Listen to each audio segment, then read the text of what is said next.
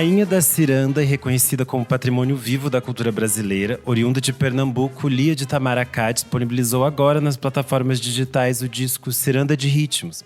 Lançado em 2008, esse é seu terceiro disco de estúdio e conta com direção musical do flautista potiguar Carlos Zenz. Na época, Ciranda dos Ritmos teve sua produção contemplada com recursos do edital Petrobras Cultural e até hoje é tido como um dos melhores trabalhos já divulgados por Lia. Para conversar sobre o impacto do trabalho de Lia e a importância da ciranda, recebo hoje aqui o jornalista e pesquisador GG Albuquerque. É um prazer ter você aqui, eu fico muito, muito feliz.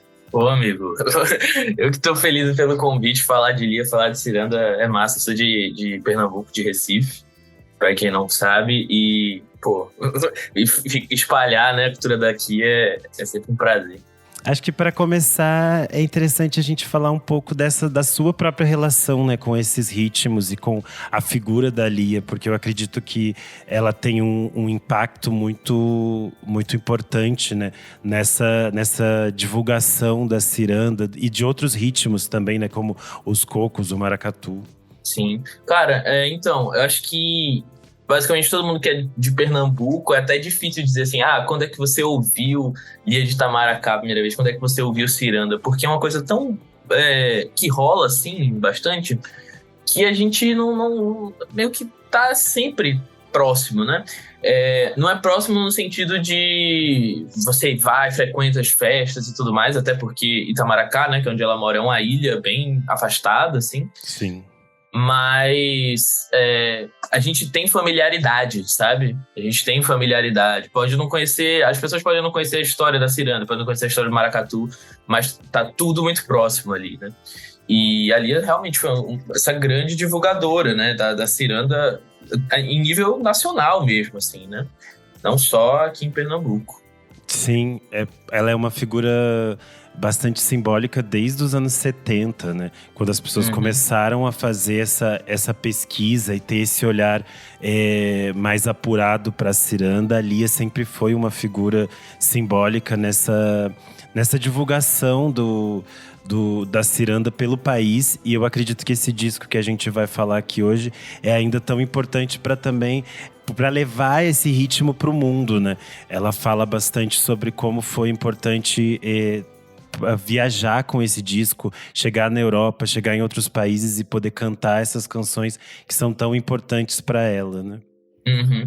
E é doido porque, tipo, a Lia, é isso que você falou, ela foi ela não é das primeiras gerações da ciranda. Tanto é que, tipo, ela fala que conheceu mesmo, começou a conhecer ciranda, frequentar e saber fazer nos anos 70, quando começou a ter uns eventos organizados pela prefeitura, por uma instância pública, assim, em Recife, não em Itamaracá. Então, ela começa a conhecer a ciranda já nos anos 70, não é o início, assim, da ciranda, né? Sim.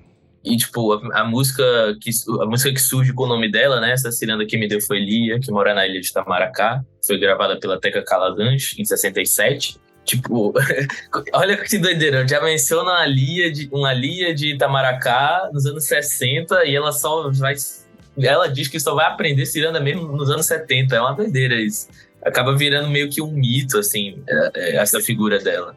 É que eu também acredito que toda a história da ciranda tem muito a ver com oralidade, né? Com esse processo de passar essas informações e essas histórias que são contadas de geração em geração. E eu acho que isso também acaba criando esses mitos e essas pequenas ranhuras de informação que é natural desse processo, né? Porque se a gente pensa, a Lia vai lançar um disco nos anos 70 e depois a discografia dela só volta a ter outros lançamentos já perto dos anos 2000, né? Que também tem esse processo de, às vezes, uma tentativa de quase apagamento desses ritmos, né? Sim, você vai ver a discografia dela toda muito espaçada, né? Tem 10 anos entre um disco e outro. E aí por uma série de questões, né? Dificuldade mesmo de fazer essa música conseguir apoio, né? A gente não tem políticas públicas para isso, mas a gente também não tem uma ideia de... A gente tem esse tipo de música colocada como folclore sempre, né? Uma ideia estática, uma música que é parada no tempo. E Lia é a grande oposto disso, vai para vários outros lugares, né? Desde o primeiro disco, que tem arranjo de cordas do Quinteto Violado, até o mais recente, que vai ter o DJ Dolores fazendo produção, coisas eletrônicas, vários compositores. É uma mulher muito... muita fome de novidade, eu acho, ali. Isso é incrível, né? Porque quem ouve vai quebrar aquela ideia de uma música parada no tempo, uma música folclórica, né? Que não tem novidade e tal. Sim, eu acho que é uma ideia que se coloca sobre a ciranda e assim como outros ritmos de que são coisas estanques e que são assim, elas representam uma história de um determinado tempo. Mas se as pessoas estão cantando e elas estão celebrando isso, e elas estão fazendo isso acontecer na vivência delas do dia a dia, isso continua existindo e é algo do nosso tempo. E eu acho que historicamente, a própria ciranda tem muitas questões, né, desses imagéticos que as pessoas construíram em torno dela e dessas representações também, esses olhares negativos das outras regiões, eu acho, né? Super. Só para contar um caso muito específico, assim, no livro da Michele de Assunção, sobre a Ilha de Itamaracá, Nas Rodas da Cultura Popular, é um livro muito bom, inclusive, bem gostoso de ler, recomendo muito, muito.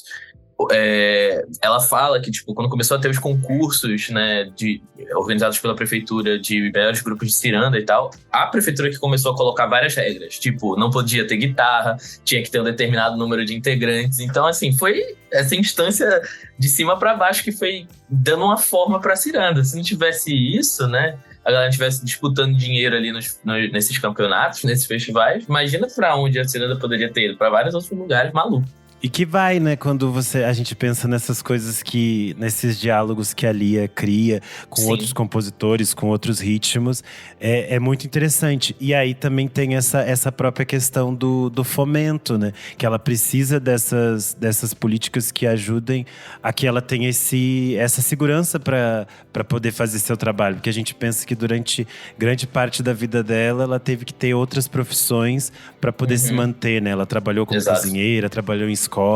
E é meio que uma história que se repete com diferentes artistas, né?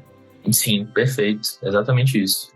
E no caso desse disco específico que a gente está falando aqui, que é um disco que agora chega às plataformas digitais em 2022, é um disco que foi produzido com o apoio do Petrobras Cultural, assim como outros discos da Lia também foram produzidos a partir de políticas de fomento, e eu acredito que essas políticas são extremamente importantes para que esses artistas tenham uma segurança e uma liberdade também de produzir, né? No caso da Lia, acho super interessante falar que esse disco acabou levando ela para turnê na Europa, como eu falei anteriormente, e no Brasil também ela chegou a fazer assim, muitas apresentações, ela chegou a trabalhar muito, tanto que ela chegou a fazer 49 shows em 55 dias. Isso é tipo assim, Nossa. Meu Deus, ela já era uma senhora, eu fico assim. Ela tem que descansar. A agenda de sertanejo, é a agenda do Gustavo Lima, isso aí, pô. Mas é muito interessante que ela gosta muito, ela fica muito feliz de fazer esse tipo de trabalho. A gente tem, durante o programa, vocês vão ouvir algumas inserções da própria Lia falando sobre a sua obra e a sua profissão. E agora a gente vai ouvir um pouquinho dela falando sobre como foi essa experiência na Europa e de fazer essas turnês. Foi uma maravilha, né? Porque todo mundo, o público todo, gostaram, amaram, cantaram bastante, né? Eles aprenderam a música, né? Isso, para mim, que sou uma cantora, foi sensacional. Eu me senti muito feliz. Uma emoção muito grande. Ver o público todo respondendo a minha música cantando. Não é uma beleza? Não é bom? Amei.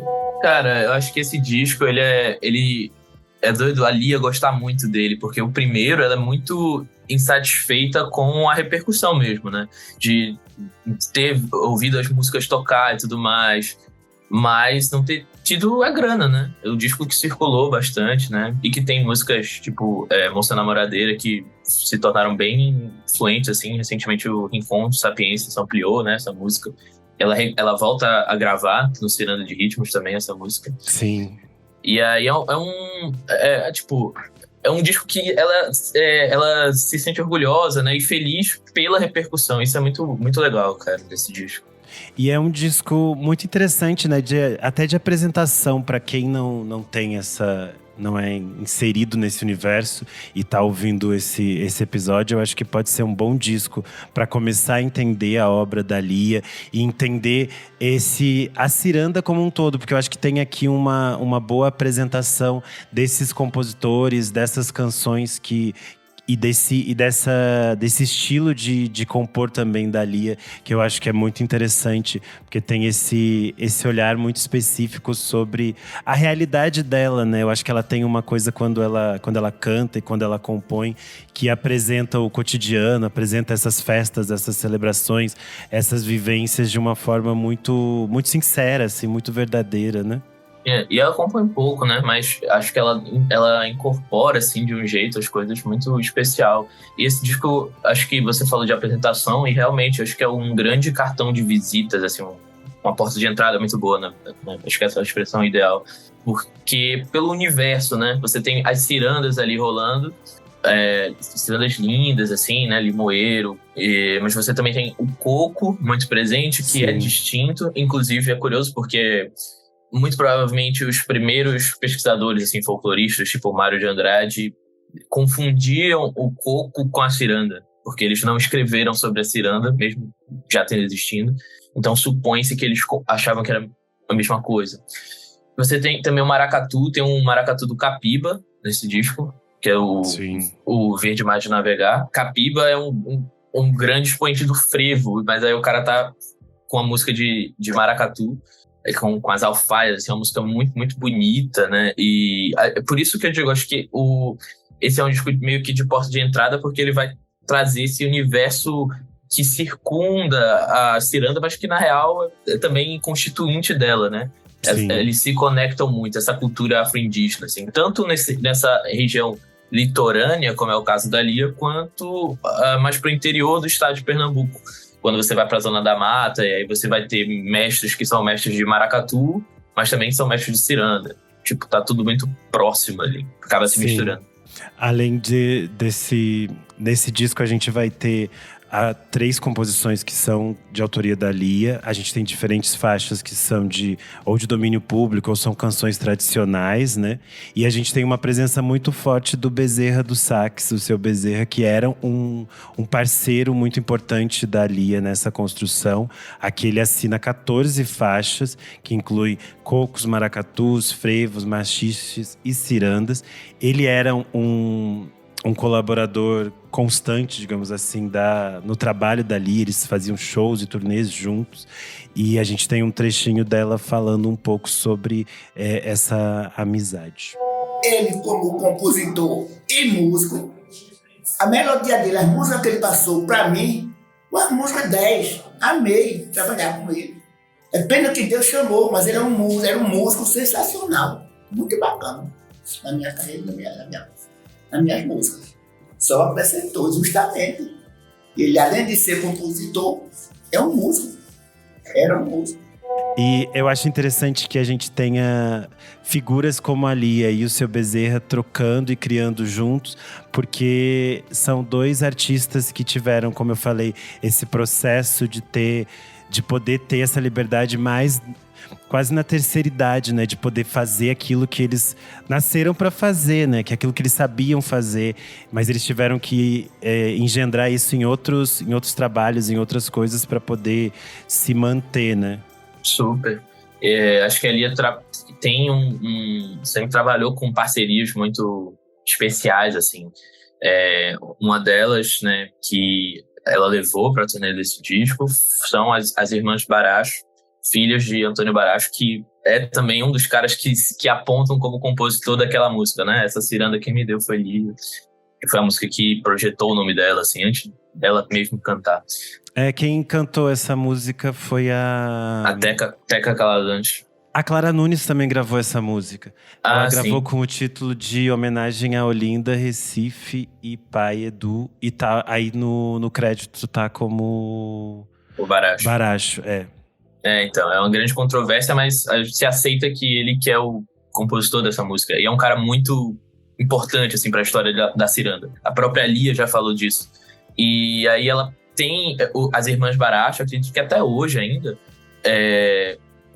se não até hoje, até bem recente, assim, elas participando dos shows, fazendo momentos solos, assim, né, cantando músicas do pai e tal, e foram também na turnê desse disco. Ele sempre trabalhou com esses colaboradores, assim, né, de longa data, né, estabeleceu uma relação por muito tempo, assim.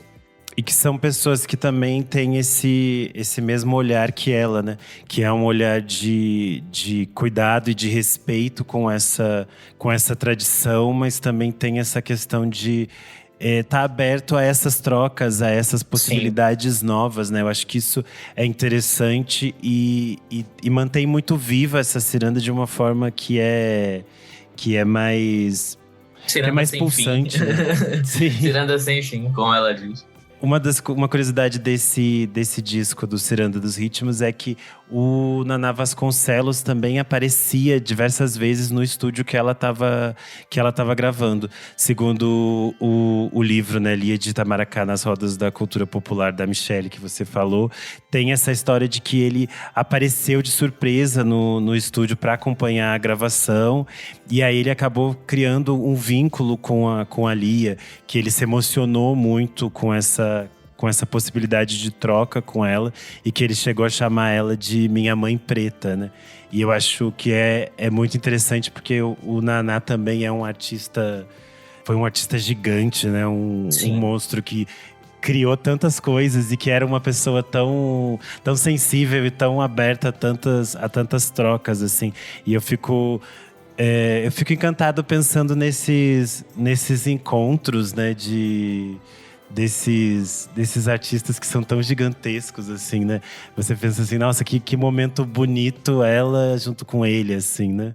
Super, cara. Eu acho que tem… Como você falou, são duas pessoas gigantes, né? E muito… a presença deles, assim, muito magnética. Tive a oportunidade de conversar um pouco com o Naná. Cara, sei lá, é muito difícil de descrever estar na presença dessa pessoa. Lia também, mas foi meio rapidamente. Mas você percebe como eles representam uma coisa muito maior mesmo, assim, uma questão de essa ancestralidade sem nenhuma limitação, né, de tempo, sem estar preso, uma ancestralidade ativa e contínua. E acho que o filme do Bacurau coloca a Lia de Itamaracá ali naquela figura… eu não lembro exatamente o nome da personagem, mas é uma figura, né, meio nesse papel, assim, de uma mãe preta, protetora, assim. Acho que ela ocupa bem esse lugar, assim, no imaginário e na forma como a gente… forma de ser de Pernambuco e talvez até do Nordeste, de uma forma geral, assim, né? Essa é uma das figuras que constituem o Brasil mesmo, eu acho. Sim, e a gente pensar que ela é uma senhora de 78 anos que continua trabalhando muito. Os áudios que a gente está ouvindo durante o programa foram captados nas apresentações que ela fez aqui em São Paulo. Ela fez uma turnê pelos Céus. Para quem não é de São Paulo, os Céus são aparelhos culturais que ficam nas periferias da cidade. E ela fez uma turnê ampla por esses Céus. E ela continua trabalhando muito, ela continua produzindo muito.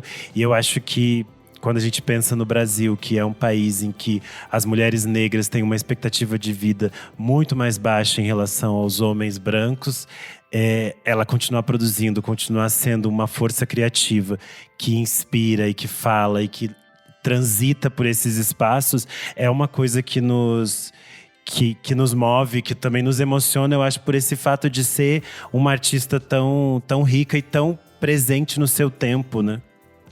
Talvez seja o mais próximo que a gente vai chegar de cumprimentar, assim, Iemanjá.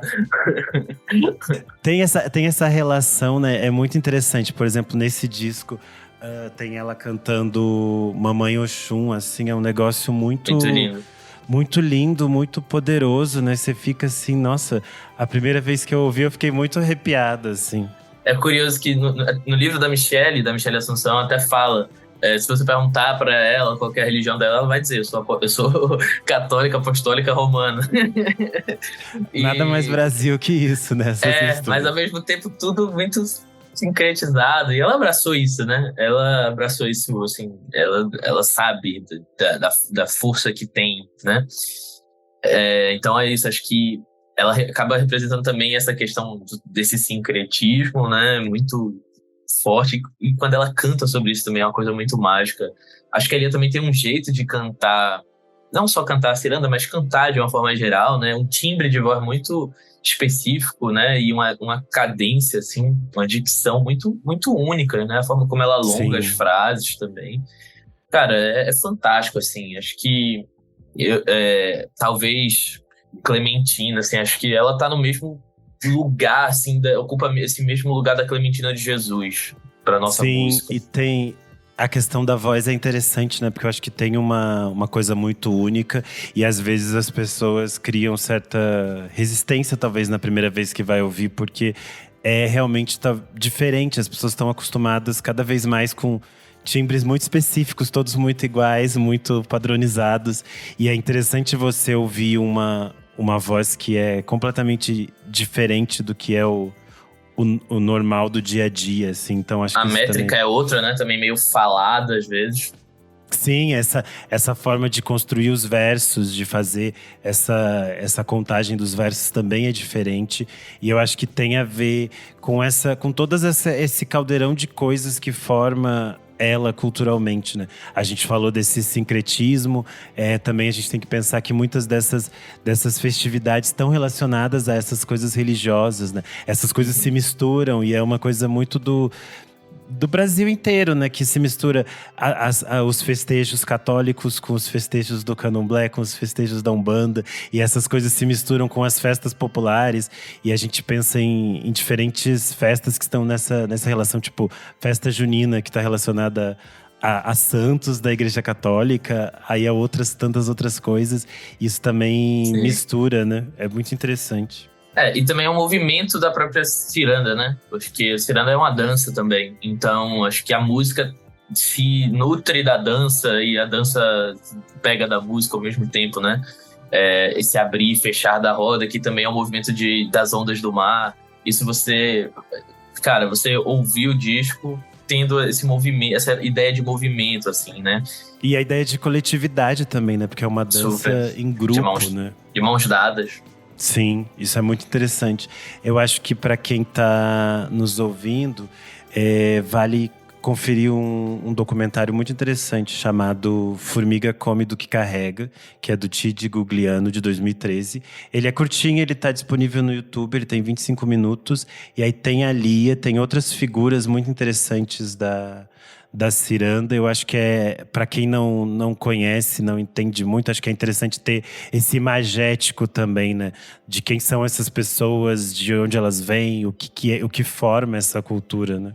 Eu nem conheço esse documentário, eu vou até salvar aqui, porque eu quero ver. É bom, é bem curtinho, tá no YouTube, aí você acha facinho, é só colocar o nome. Já vou salvar pra mim.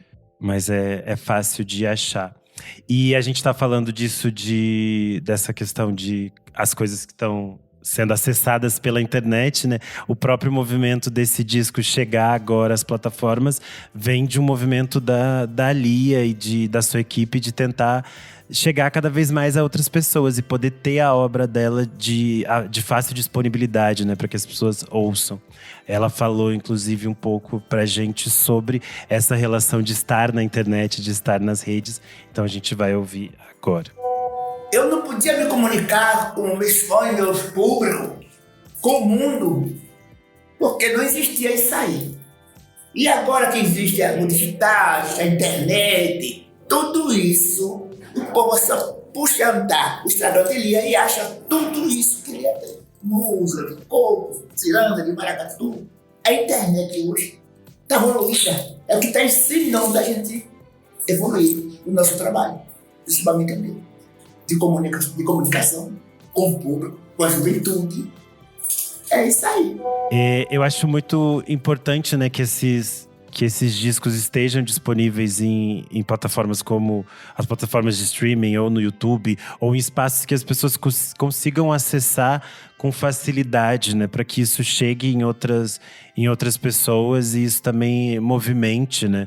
Porque eu acho que às vezes a gente fica afastado das coisas. E se a gente depender sei lá, da imprensa ou da TV, do rádio, dessas coisas, a gente fica fechado nessas bolhas culturais que são muito específicas de determinadas regiões, né? Sim, tanto é que gravadoras... Pô, gravadora não relança discos da Lia, né? Há, sei lá, quase décadas. E esse movimento, né, de criar suas produções, assim, ter sua equipe para colocar isso para frente, colocar esse trabalho de digitalizar os discos, né, acaba sendo muito importante. Acaba sendo, no final das contas, fundamental, porque quando você é um artista independente, você tem que criar os seus meios e fazer as suas possibilidades.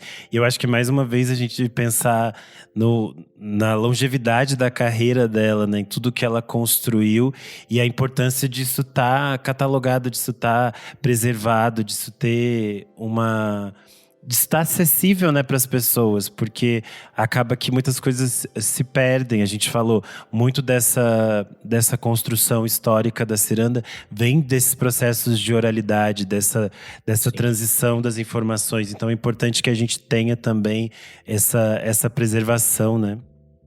Para ter essas pessoas todas registradas, né? Porque se fala muito de folclore, uma coisa sem dono e tal, beleza. Mas a gente tem pessoas que criaram as coisas, né? Sim. A ideia de folclore só serve para uma cultura muito específica, que tem uma cor e tem uma classe social, né? Só se aplica nesses contextos. Tá relacionado à ideia de tipo assim, a gente não tá muito interessado em pesquisar realmente quem criou essas coisas. Aí a gente diz, gente, esse aqui é domínio público, a gente nem sabe. Alguém fez aí, mas tudo bem. Isso. E aí fica pra outra hora achar isso, né? Por isso que a gente tem que reafirmar a importância desses artistas criadores, né? Baracho, Lia e por aí vai. Sim, e é interessante, como a gente falou aqui, de que eles não vêm sozinhos, né? Eles trazem todos esses outros artistas que os cercam e que fazem parte dessa história, assim. Eu acho que isso é muito, muito simbólico também, né? A Lia, hoje em dia, ela é considerada um patrimônio vivo de Pernambuco. Eu acho que isso Ela também é doutora honoris causa pela UFPE. Sim, isso tudo são coisas simbólicas, mas que reforçam a importância dela e a importância desses conhecimentos que são passados na oralidade também, de que não vem de uma formação clássica e formal, né? Que se constroem também nessas vivências populares, nessas vivências de comunidade. Eu acho que a construção da Lia, a construção desses ritmos populares estão muito ligados a essas sabedorias que são construídas de outras formas, que não são as formas clássicas, né? Isso, perfeito, cara. Exatamente isso.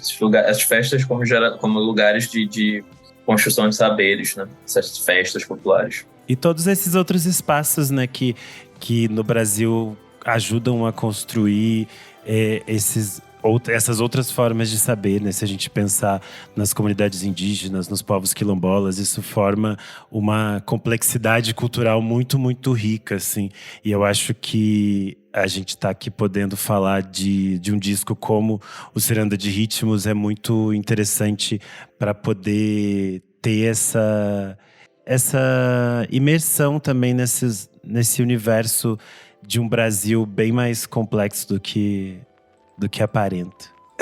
É isso. Eu acho que ficou um papo muito, muito bom. Eu tô muito contente de ter você aqui.